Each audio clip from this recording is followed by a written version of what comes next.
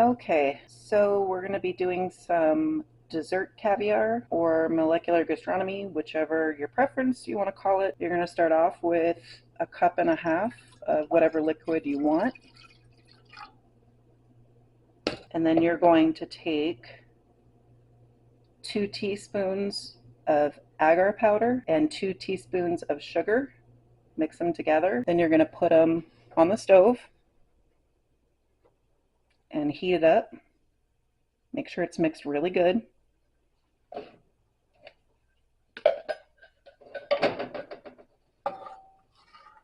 You're going to bring it to a boil.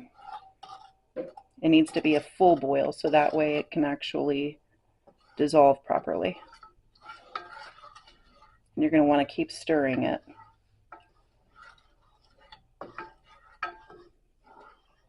Today I'm going to be doing 4 different flavors.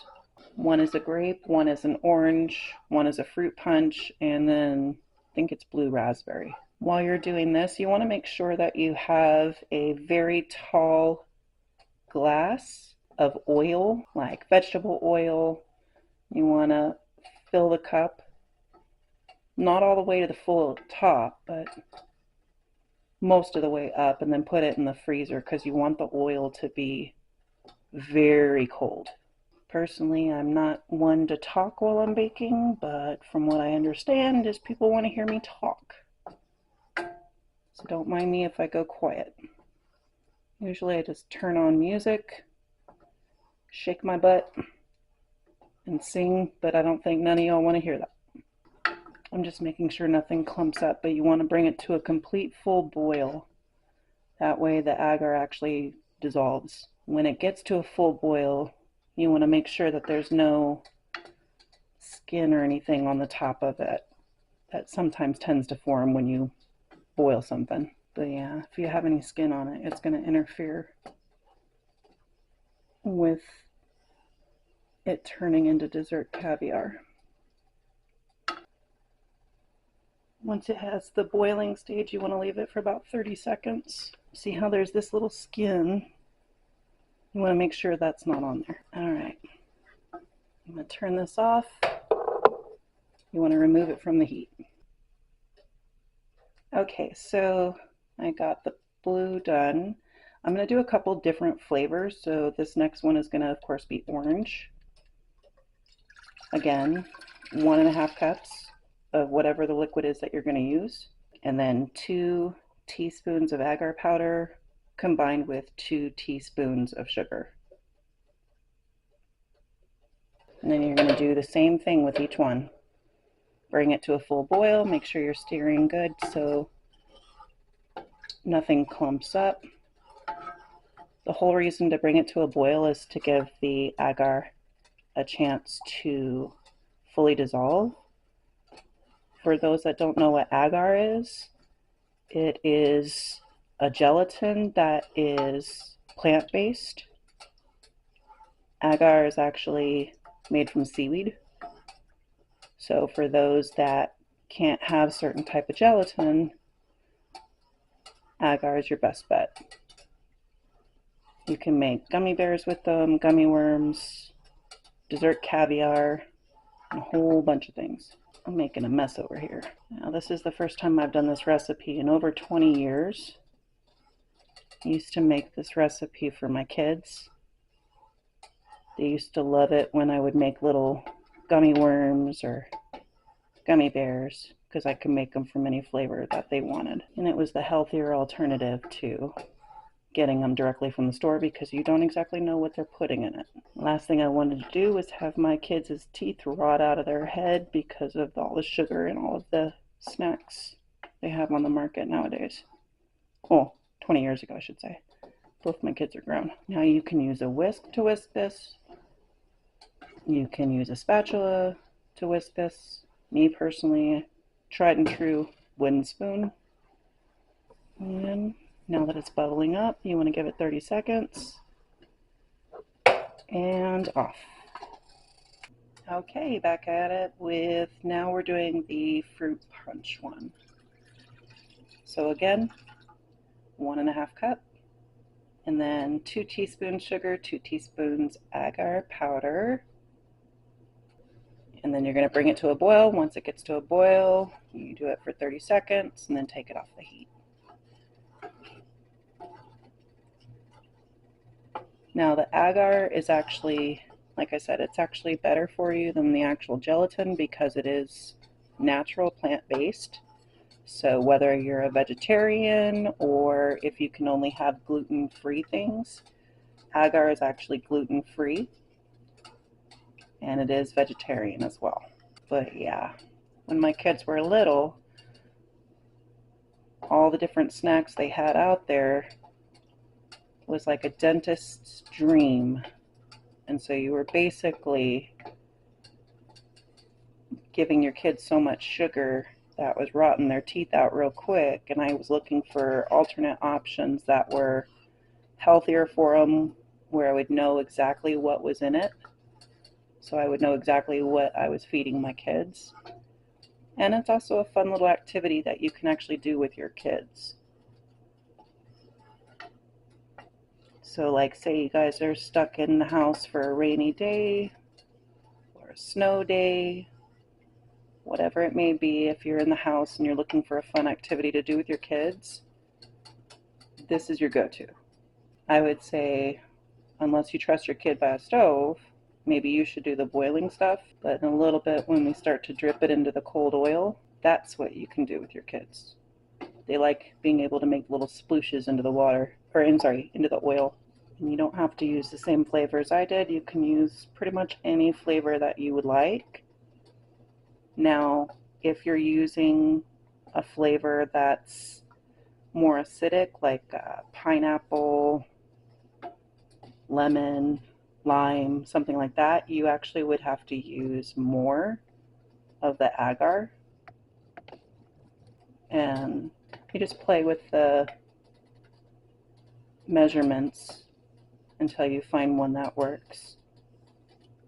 But if you're sticking with the recipe I've told you, flavors that are not citrusy like pineapple or lemon or lime, then these measurements should suffice.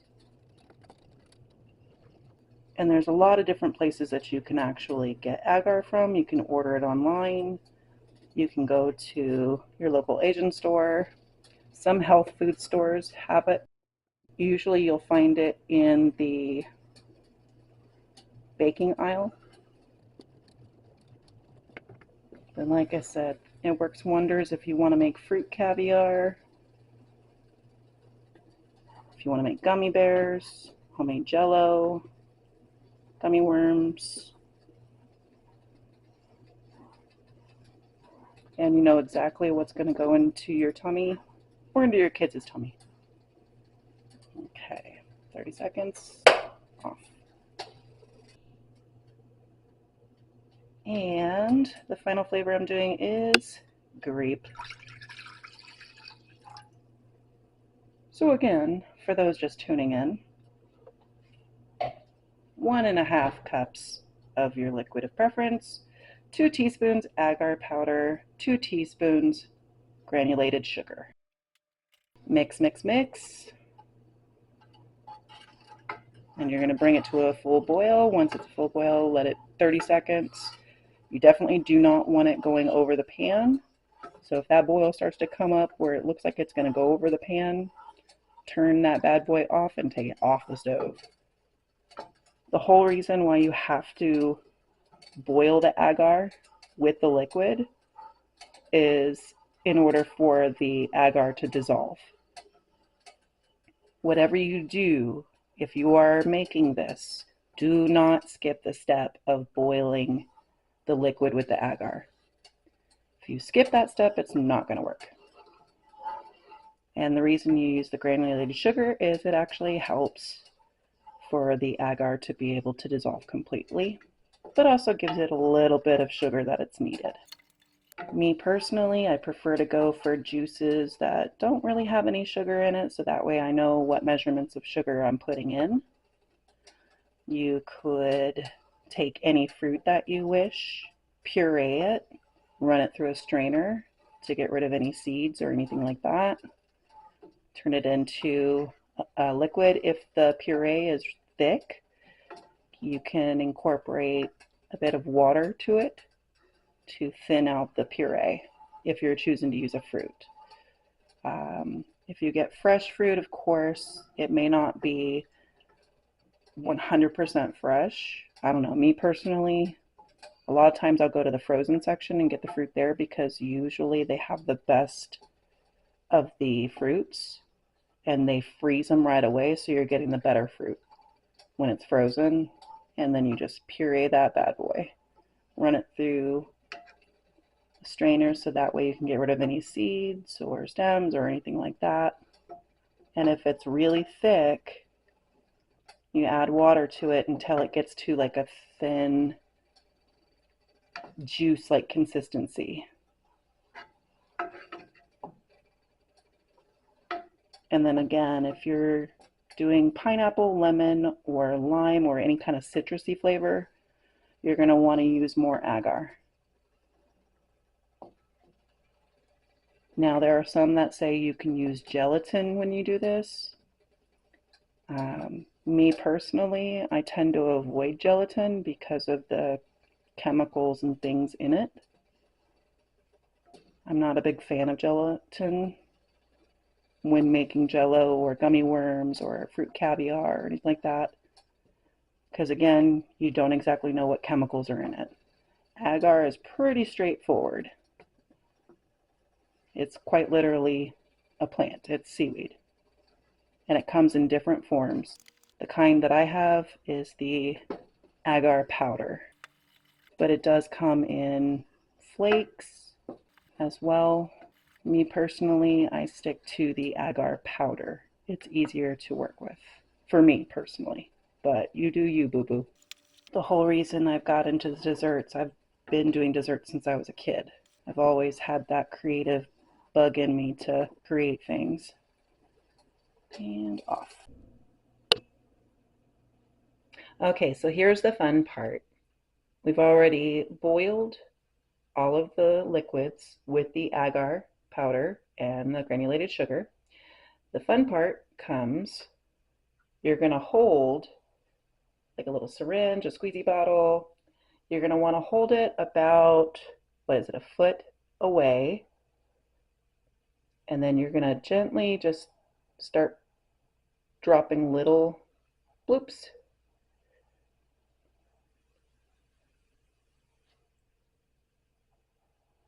You can do small ones, you can do big ones, you can do whatever you want. As they form into spheres, they will sink to the bottom. And they look really cool. The blue is almost translucent. And the oil, you want it to be really cold. You want to try to drop it from a higher height, but not too high. If it's too high, obviously it's going to go all over the place. And if the oil's not cold enough, it won't do what it's supposed to do. But you do not want it to be frozen. I got one of my little ones help me right now.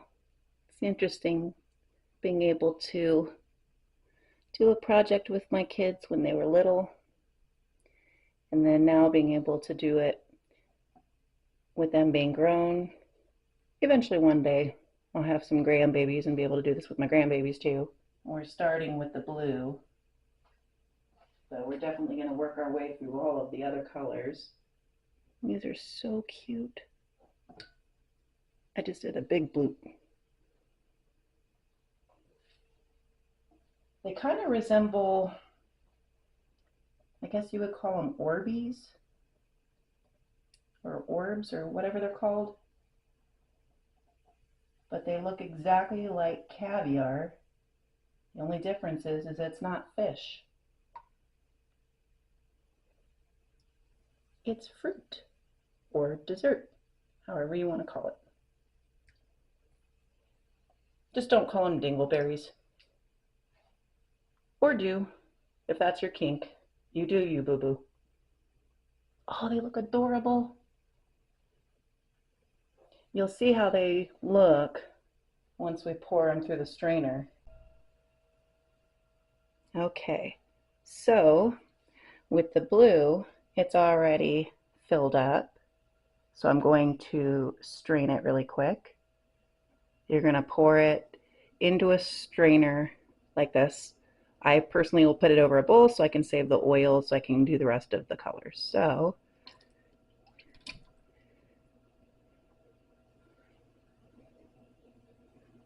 go.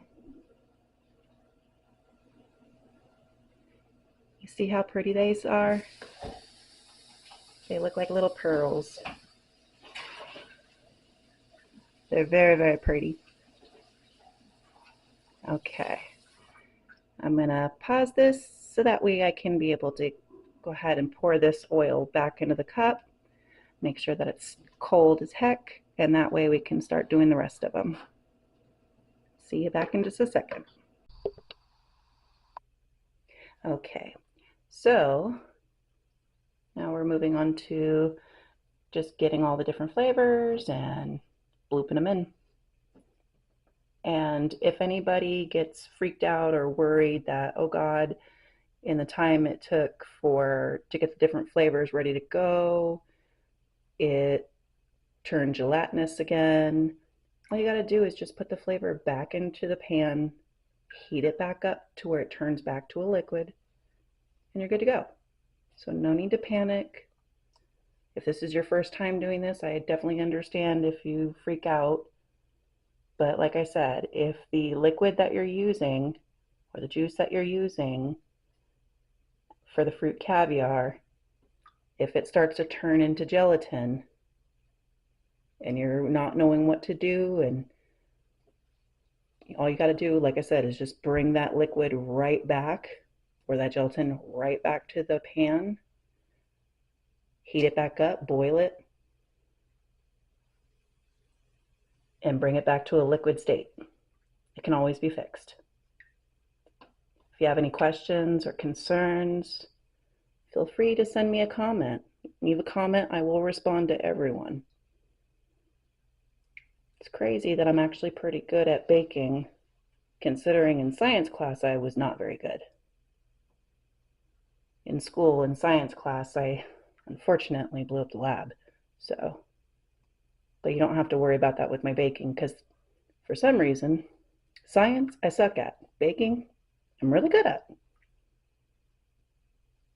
I never went to any fancy schmancy pastry school or culinary school or anything like that. Everything I've learned, I've taught myself. Trial and error, and a little bit of imagination. Oh, and boredom. Straight boredom. These are turning out so cute. If you want to do different rainbow ones, you can always do different liquids in the syringe or in a little squeezy bottle. It's whatever your preference is. And trust me, your kids will definitely love it. Just don't let them touch the hot stove. Unless you want them to touch the stove so they can learn their lesson real quick. Or a couple of times if they're a little hard-headed.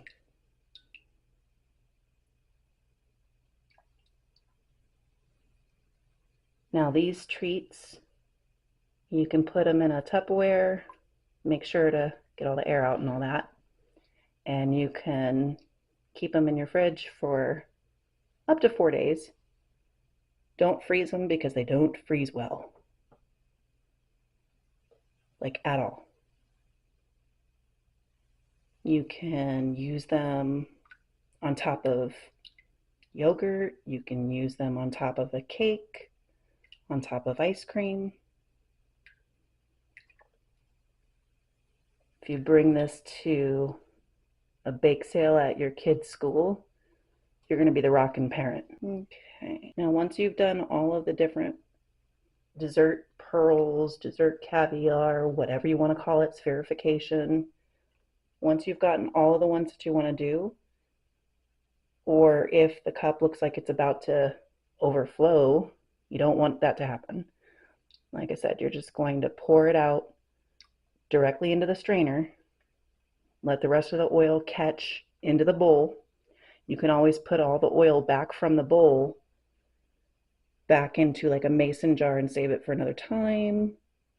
And then you're going to want to rinse off the fruit caviar.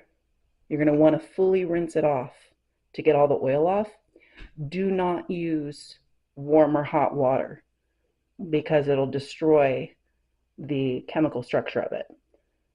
You rinse it with cold water, rinse it good to get all the oil off, and then you can always reuse the oil. Me personally, I would put the oil in a mason jar, close it up tight. Okay, looks like I'm about done because it's about to overflow. All right, so once again, you just pour it just like this, but it don't.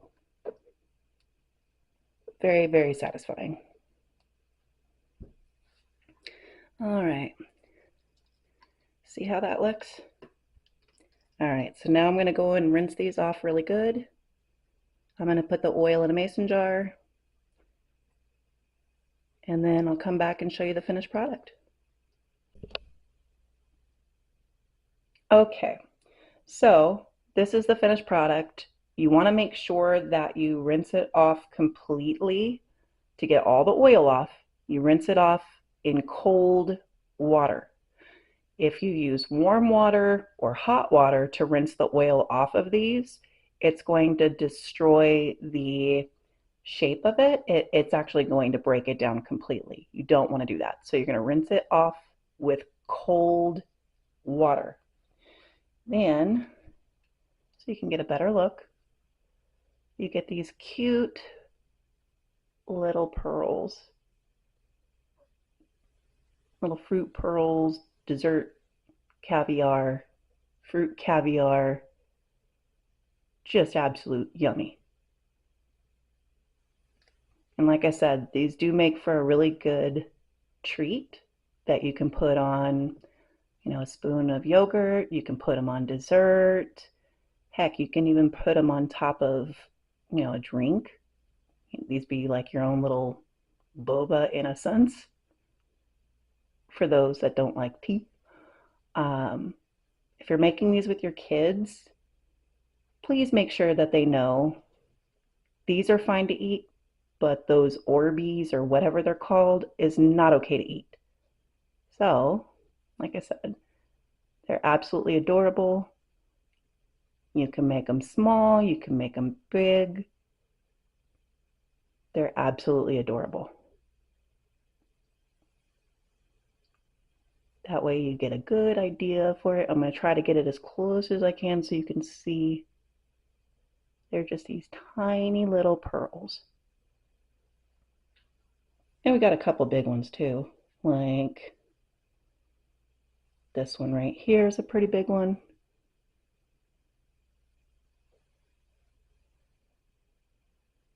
See? All right.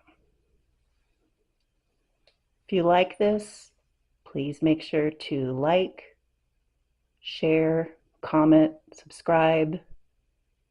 Let me know what type of recipes you'd like to see me make, what kind of flavors you'd like to see me make. I'm only just getting started. All right, let's see how these taste. Got my kiddo trying them too. Oh yeah. Very, very good. You. And then if you want to put them in a Tupperware, you can make sure that the air is out completely, stick it in the fridge, and good for 4 days. And there you go. Fruit caviar, it's very simple, very easy, all natural, gluten-free, vegetarian, and great activity with your kids, or just to make for yourself, or for your loved ones, or if it's like a Valentine's Day thing, you can do it for your spouse, or boyfriend, or girlfriend, or husband, or whatever. All right, y'all. Peace out.